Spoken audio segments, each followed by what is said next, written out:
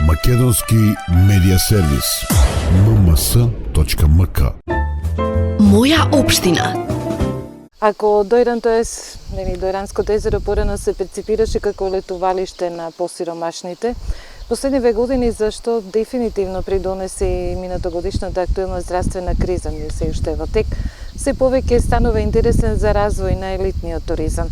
Со какви проблеми се соочува ова населено место, кој посебно пулсира во екот на туристичката сезона и која дефинитивно треба да одговори и на потребите на жителите и на потребите на туристите? Разговараме со градоначалникот Анго Ангов. Како е да се биде прв човек на оваа мала општина? Вие сте млад човек, економист по професија и ова ваш прв мандат. Да.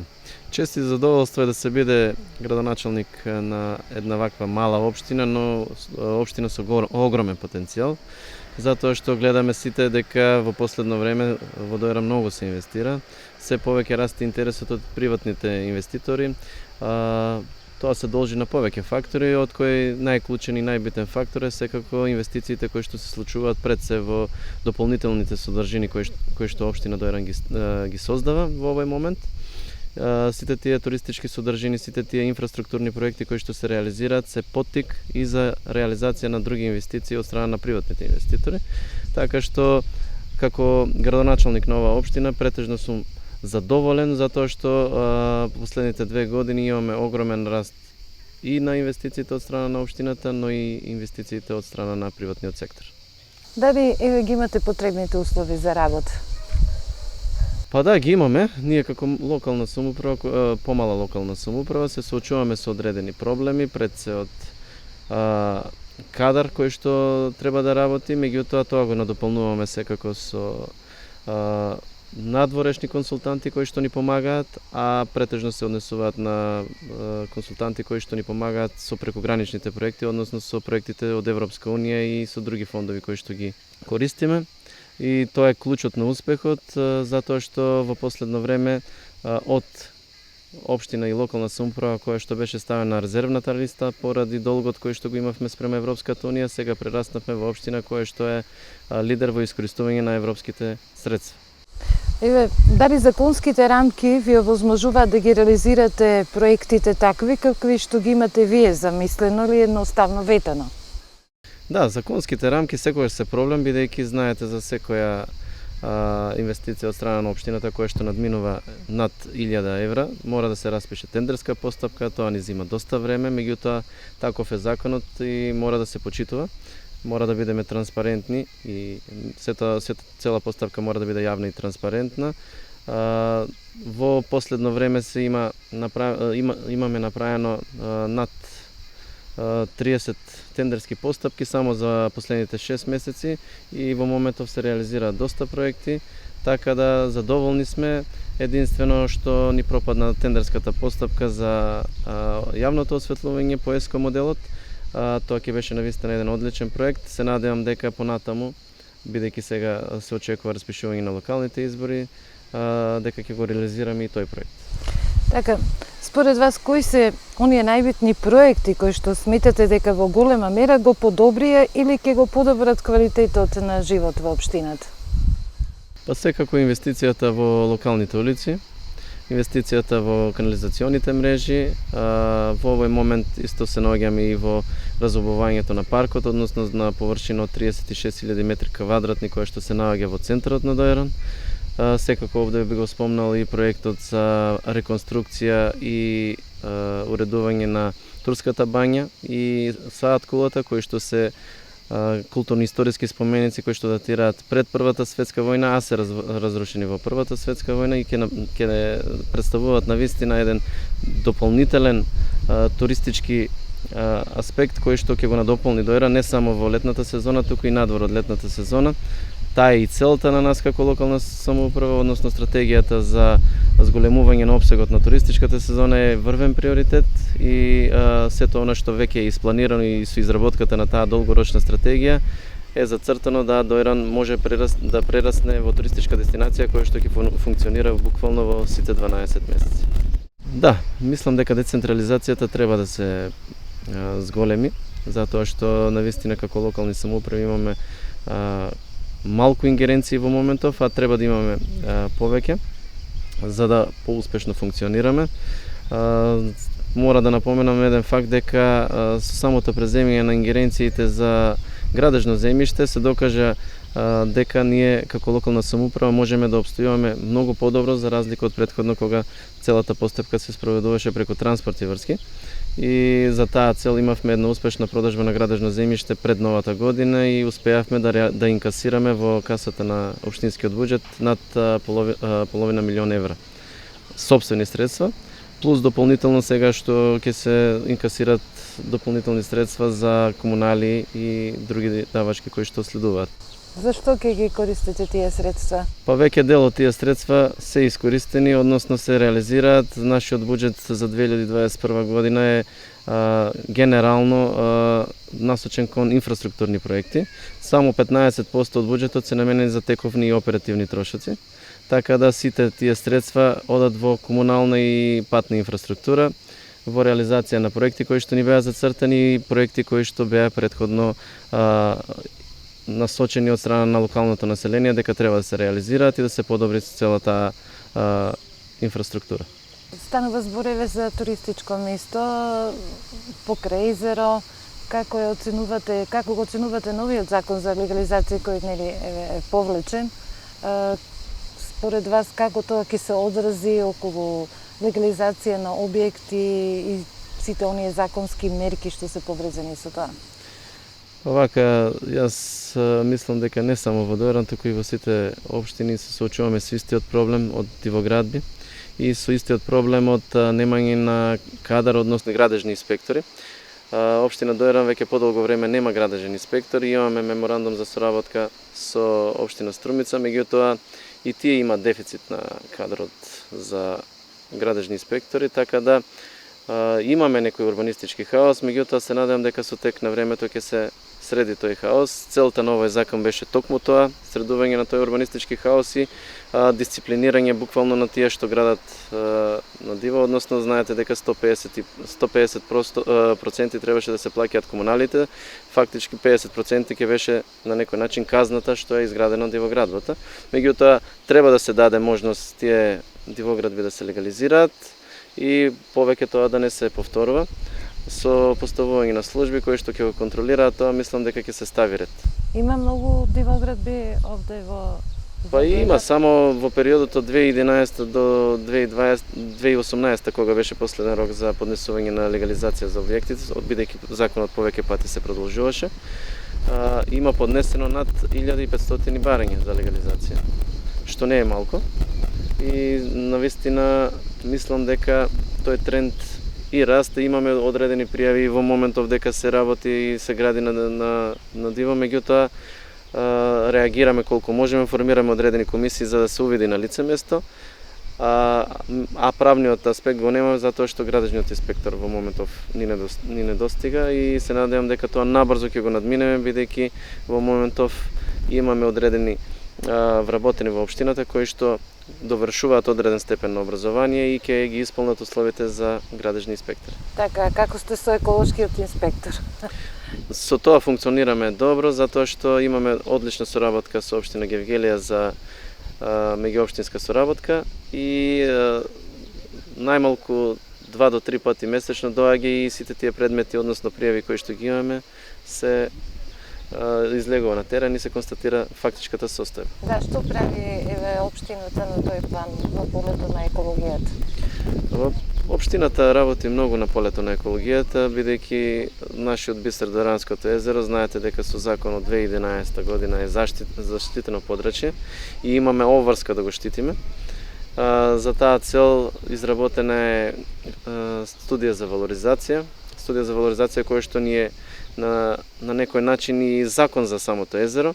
Во моментов се работи и менеджмент планот за управување со езерото. Со Мили ЕУ контакт имаме склучено меморандум за соработка и реализираме доста проекти. Пробуваме заеднички да направиме некои проекти кои што ќе значат директно заштита на самото езеро. Имаме прекограничен проект со кој што реализиравме набавка на амфибија бродче за чистење на самото езеро од бујната вегетација. Во моментов тече тендерска постапка за реконструкција на прочистителната станица, така да мислам дека во последно време се направени многу чекори пред се за заштита на самото езеро и на животната средина. Така, како оценувате улогата на градоначелник и на Советот на општина како институции? Каква е соработката меѓу нив и колку на тој начин се придонесува за подобро за животот, за подобар квалитет на животот и за граѓаните, за жителите тука од општината и се разбира за туристите кои што доаѓаат? Па секако дека мора да има голема соработка помеѓу Советот и градоначалникот, бидејќи Советот е тој што носи одлуки и дава наредби, а градоначалникот е тој што извршува. Мене ме радува фактот што буквално до денеска секоја одлука која што беше од големо значење за носење на одредени проекти или реализација на одредени зафати, наидувавме на разбирање од Советот и секогаш се мислеше пред се за доброто на локалното население и на општина Дојран. Така да таа соработка постои и се надевам дека во иднина ќе продолжи. Останува уште мал дел од оваа соработка со овој Совет. Се надевам дека ќе на наредните избори, а доколку бидам кандидат за градоначелник, исто така ќе имаме одличен Совет кој што ќе функционира и ќе работи во интерес пред се на граѓаните. Со оглед на тоа дека се заокружува еден циклус и предстојат нови локални избори, што според вас треба да направи централната власт, а што следно треба да направи следната локална власт? Мислите на проекти? На одредени на проекти вака општо во општината. Па, ние како локална власт знаеме што конкретно треба да се сработи за Дојран да ги зацрта сите тие предвидени работи и да почне буквално да функционира онака како што му доликува на еден туристички центар и не е тука само Дојран како туристички центар, туку и сите останати населени места. Значи, во самата програма која што веќе ја подготвуваме, ги имаме подготвено тие проекти кои што треба да ги зафатиме, меѓутоа со државата заедно треба да реализираме одредени крупни проекти кои што и претходно ги имаме споменато, како што беше обиколницата. Обиколницата на некој начин ќе ни го реши проблемот со товарните возила кои што во летниот период навистина ствараат огромна гужва во самото населено место.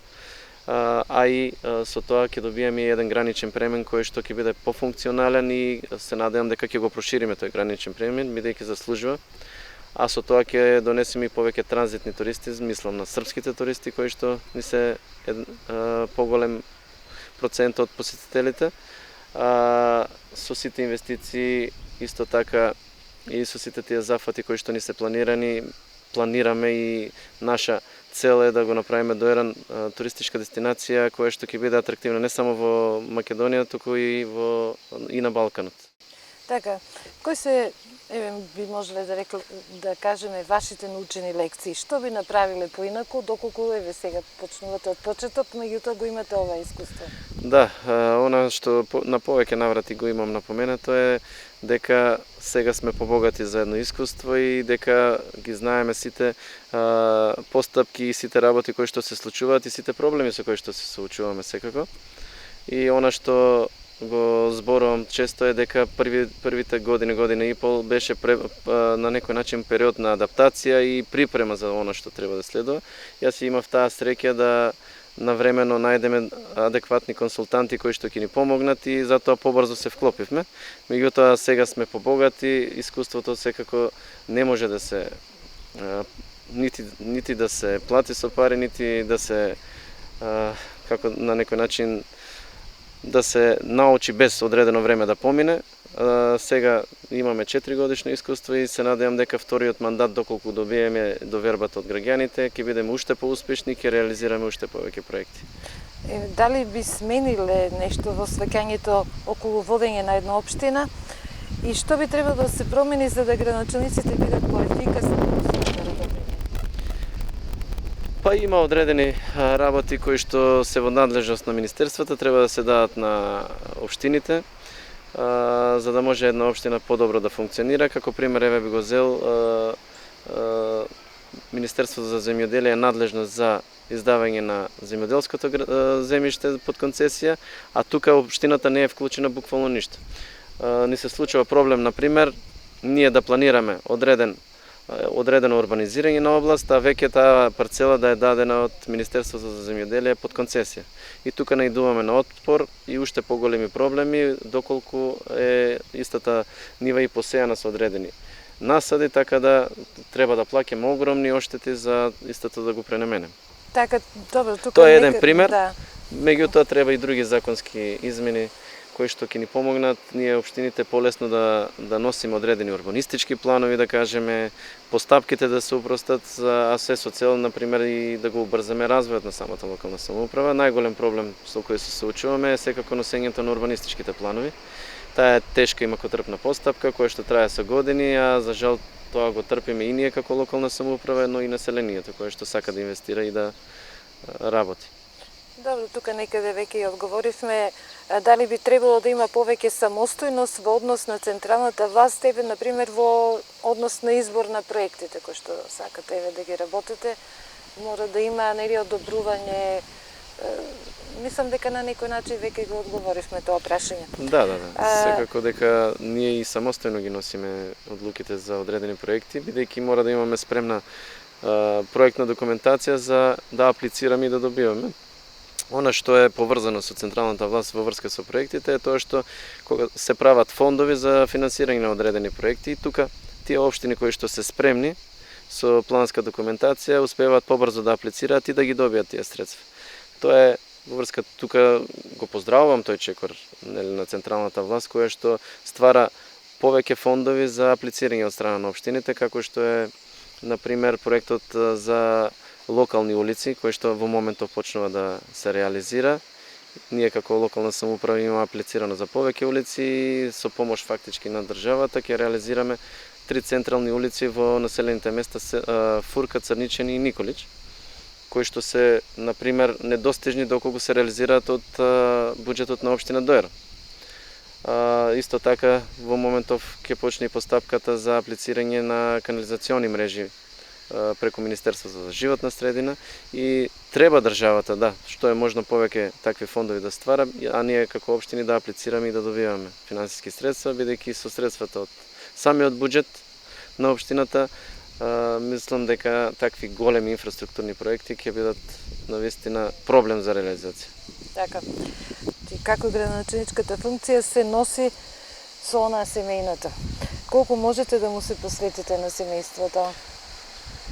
Па хендикеп е тоа, да, поголемо време издвојуваме за работни обврски, а помало за семејството и фамилијата, меѓутоа секогаш слободното време го користам за да го поминам со фамилијата и се надевам, мислам и среќен сум затоа што има големо разбирање во самата фамилија за моите обврски и за моите работи, бидејќи ние сме градоначалници и како што викаат останатите татковци на сите овде. Так. Се соочуваме со проблемите на секој еден кој што живее во нашата општина, а Дојра не е и специфична општина затоа што има огромен број на викендици, а на некој начин индиректно и како жители на општина Дојра.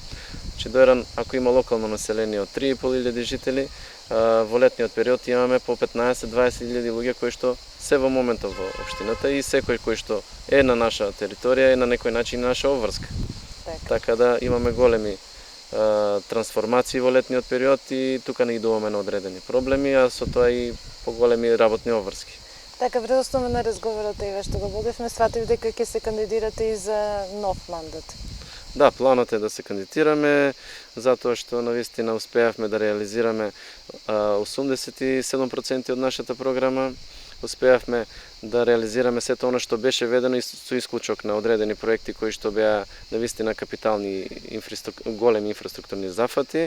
Меѓутоа мора да напоменам дека реализиравме и дополнителни 15 проекти кои што не беа ветени во програмата, а се реализирани. Така да по сите насоки кои што ги добиваме од локалното население, по сите насоки и во самите постапки за кандидирање на градоначалници, гледам дека имаме огромна поддршка и секако таа поддршка се надевам дека ќе ја искористиме во уште еден нов мандат. Така, ги слушате ли критиките на опозицијата? Да, дали ви влијат на работата? Влијат и тоа ме воздигнува да работам уште повеќе и да ги надминам тие проблеми кои што се пројавуваат. Сега некои се навистина проблеми, меѓутоа некои се и измислени работи, тоа е и работа на опозицијата. но не потикнуваат да работиме уште посилно и уште повредно за да ги надминеме сите тие проблеми кои што се појавуваат. А се надевам дека изминативе 4 години граѓаните го согледаат тоа дека буквално за секој проблем кој што се појавува се трудиме максимално и на крај го надминуваме сите заедно и заеднички со локалното население. Ви благодарам за разговорот. Благодарам. Моја општина. Македонски медиа сервис. mms.mk